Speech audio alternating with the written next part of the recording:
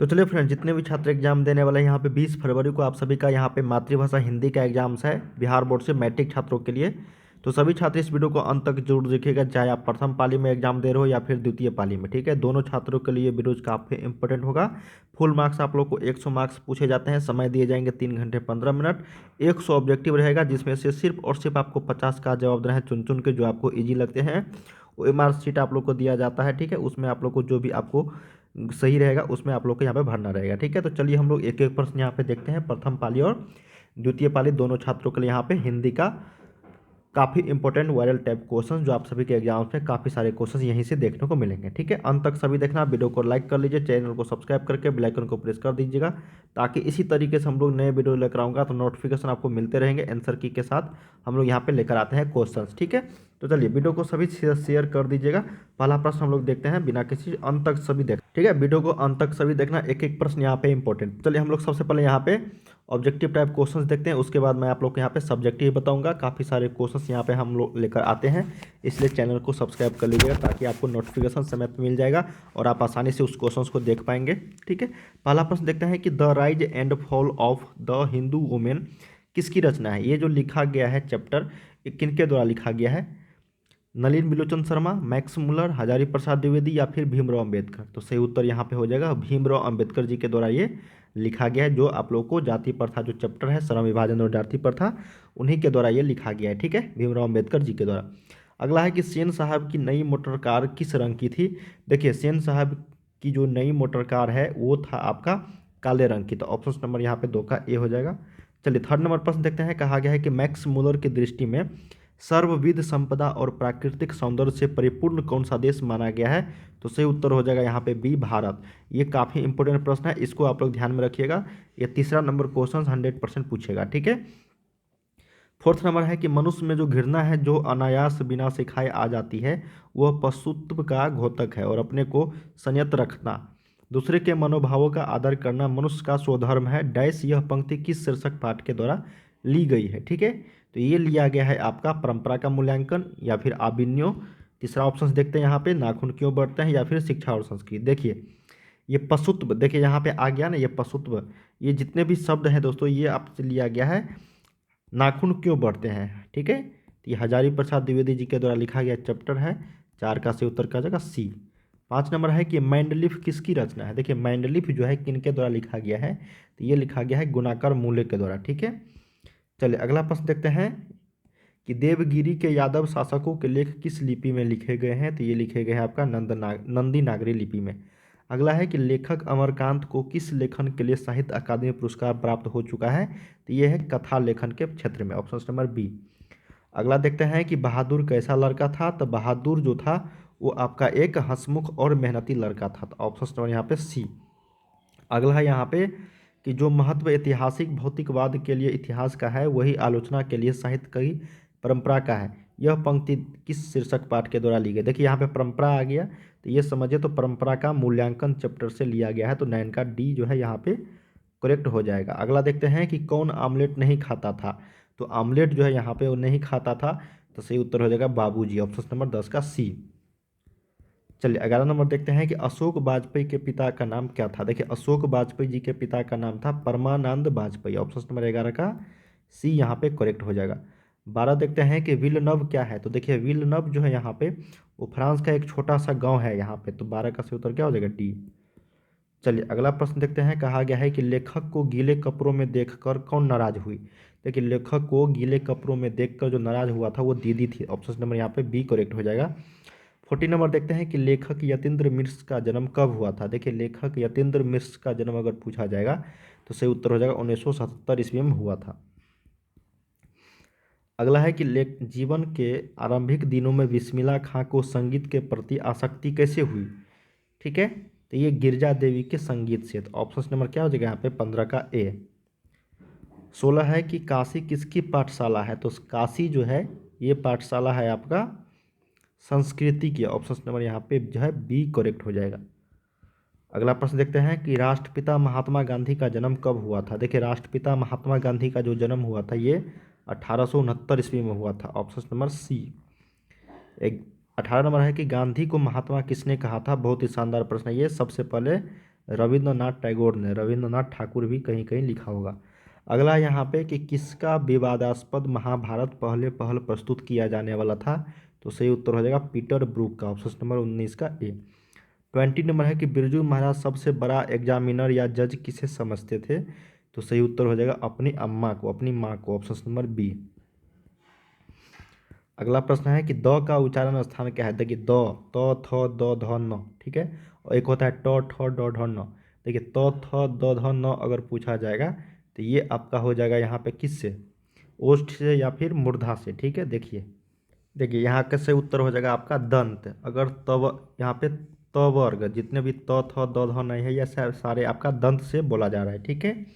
अगर ट वर्ग की बात करेंगे ट ठ ड ढ न, तो ये ट वाला ये जो है ट वर्ग ये आपका मूर्धा से हो जाता, लेकिन द है त थ द ध वाला न, तो ये दंत हो जाएगा यहाँ पे। इसको आप लोग यहाँ पे जो है याद रखिएगा, ठीक है। चलिए अगला देख लेते हैं हम लोग कि निश्चल शब्द का संधि विच्छेद क्या है। तो निश्चल, तो नी जोर छल हो जाएगा यहाँ पे, 22 का सही उत्तर डी करेक्ट हो जाएगा। अगला देखते हैं कि निम्नलिखित में से कौन सा शब्द जो है यहाँ पे शुद्ध है। देखिए मैथिली नहीं, मैथिली होता है, ये गलत है यहाँ पे। अनधिकार ये भी गलत है, तो 23 का यहाँ पे सही उत्तर क्या हो जाएगा, वाहनी, यही सही है। स्मरण, स्मारण नहीं होता, स्मरण होता है, ऑप्शन नंबर डी। 24 देखते हैं कि मई शब्द कौन सा संज्ञा है। देखिए मई जो है यहाँ पे एक व्यक्तिवाचक है, तो सही उत्तर क्या हो जाएगा यहाँ पे बी करेक्ट हो जाएगा, 24 का बी। 25 देखते हैं कि अपराध शब्द कौन सा लिंग है। देखिए अपराध जो है ये निर्जीव शब्द है, ठीक है, तो यहाँ पे क्या हो जाएगा ये आपका पुल्लिंग की स्त्रीलिंग, तो ये हो जाएगा आपका, ये पुल्लिंग है आपका, ठीक है। देखिए अपराध हो गया, स्वदेश हो गया, ये सारे क्या है आपका पुल्लिंग शब्द है, इसको आप लोग याद रखिएगा, ठीक है। चलिए अगला प्रश्न हम लोग देख लेते हैं यहाँ पे कि कर्पूर शब्द कौन सा है। कर्पूर, देखिए कर्पूर जो लिया गया है ये आपका ये हो जाएगा तत्सम शब्द, हो क्या है तत्सम शब्द, ठीक है। अगला है कि श्याम शब्द का स्त्रीलिंग रूप क्या है। तो श्याम का क्या हो जाएगा यहाँ पे, श्यामा की श्यामी, तो ये हो जाएगा श्यामा, क्या हो जाएगा श्यामा, ऑप्शन नंबर डी। चलिए अगला देख लेते हैं। नेक्स्ट प्रश्न है कि डाल पर चिड़िया गाती है, यह किस कारक का उदाहरण है। देखिए डाल पर चिड़िया गाती है, तो ये जो आपका कारक हो जाएगा ये हो जाएगा अधिकरण कारक, क्या हो जाएगा अधिकरण कारक। अगला है कि यह कलम किसकी है, किस विशेषण का उदाहरण है यह कलम। देखिए यह कलम की अगर बात करेंगे तो ये सार्वनामिक विशेषण है, क्या हो जाएगा सार्वनामिक। अगला है कि मैंने खाना खा लिया, यह किस काल का उदाहरण है। तो मैंने खाना खा लिया है मतलब खा चुका है ना, तो ये भूतकाल का उदाहरण हो जाएगा, क्या हो जाएगा भूतकाल का। तो सही उत्तर यहाँ पे 30 का बी करेक्ट हो जाएगा, ठीक है।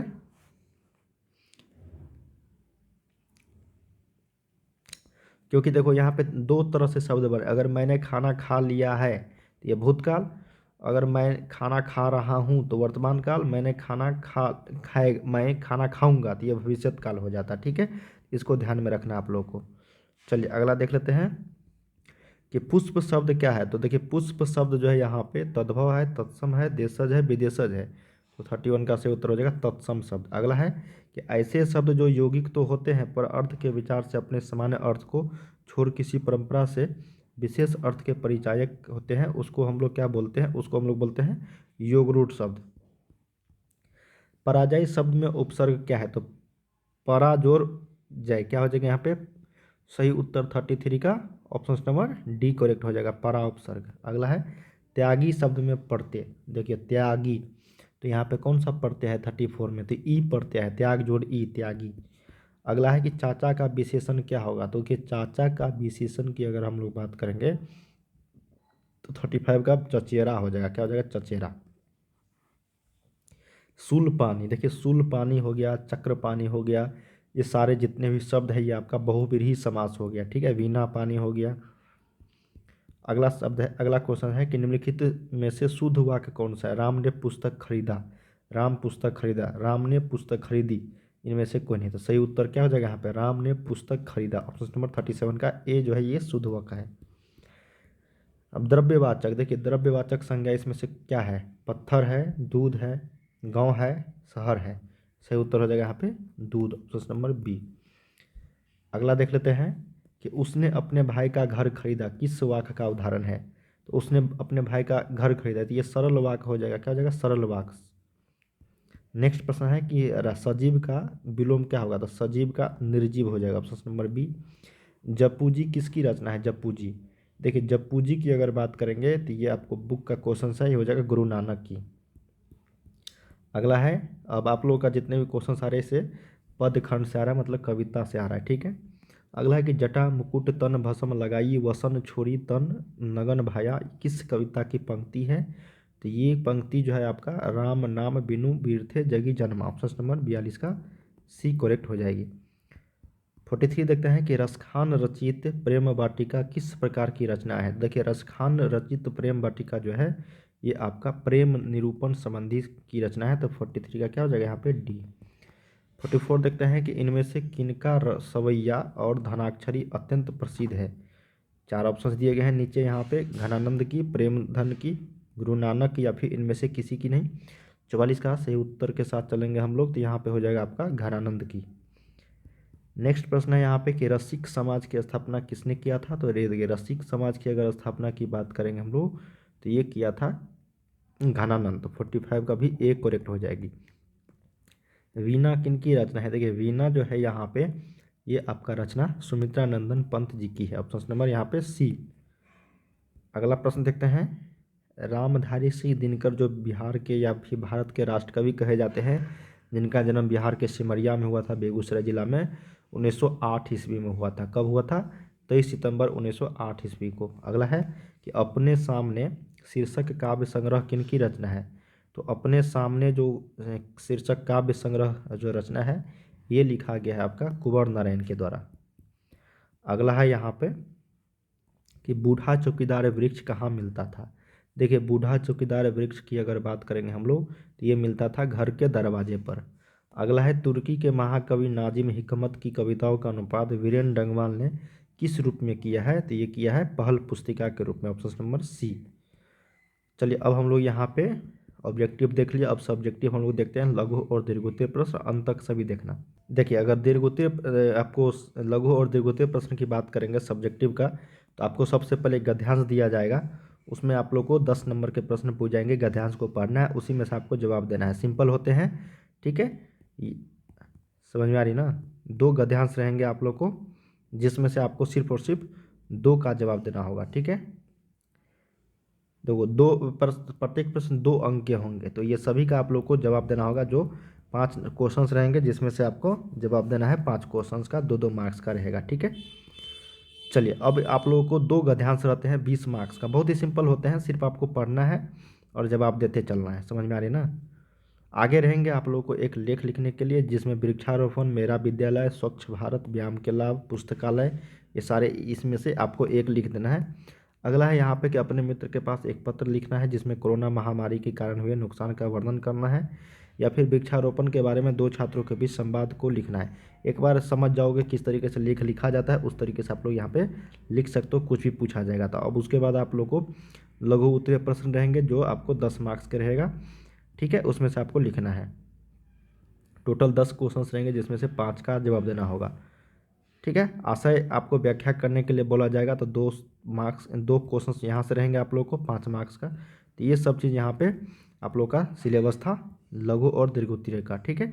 तो चलिए अब हम लोग मिलते हैं अगले वीडियो में, तब तक के लिए आप लोग पढ़ाई करते रहिए, समय कम है, जितना प्रैक्टिस करोगे उतना बेहतर होगा, ठीक है। बाय बाय सभी को।